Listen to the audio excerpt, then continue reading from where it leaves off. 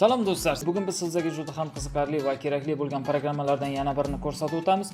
Ushbu programmani siz bizning veb-saytimiz uzandroid.uz saytidan yuklab olishingiz mumkin. Video tagida silkasini qoldiraman. O'sha yerdan o'tib bemalol yuklab olishlaringiz mumkin bo'ladi. Aziz do'stlar, ushbu programma juda ham qiziqarli. Hozir o'zlaringiz ko'rib buni guvohi bo'lasizlar. Qani unda videomizni boshlaymiz. Xo'sh, programmani ochamiz. Programma ochganimizdan so'ng biroz vaqt kutib turamiz zagruzka qilib olishi uchun. Mana zagruzka ham qildi. Endi biz pastroq bo'limiga o'tamiz, ya'niki pastroqqa tushiramiz. Mana bu yerda har xil ko'rinishlar bor.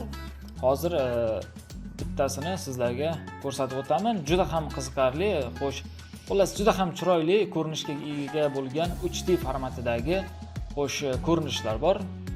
Xohlagan birortasini ochamiz va VF3D degan belgichasini ustiga bosishimiz kerak bo'ladi. Mana azizlar, yuklandi. Hozir buni biz aylantirib ko'rishimiz mumkin.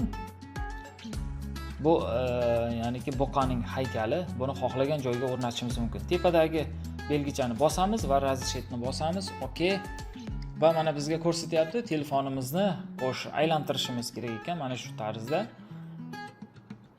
Mana bizga sariq liniya chiqazib berdi. O'sha liniyani qayergadir to'g'rilab biz ustiga bir marta bossak, o'sha joyga mana shu haykalni o'rnatib beradi. Ya'niki ko'chalarga yoki birorta bir kattaroq joylarga xo'sh o'rnatsangiz juda ham o'xshash va juda ham chiroyli ko'rinishga keladi.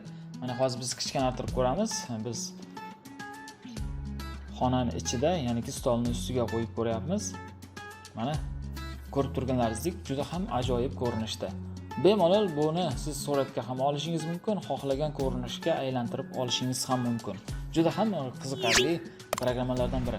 Tepadagi fotoapparat belgichasini bosish orqali siz ushbu ko'rinishni suratga olishingiz mumkin. Mana azizlar, kameraga olishimiz mumkin yoki suratga olishimiz mumkin. Juda ham qiziqarli programmalardan biri. Ushbu programmani siz bizning veb-saytimiz uzandroid.uz saytidan yuklab olishingiz mumkin. Video tagida silkasini qoldiraman. O'sha yerdan o'tib bemalol yuklab olishlaringiz mumkin bo'ladi.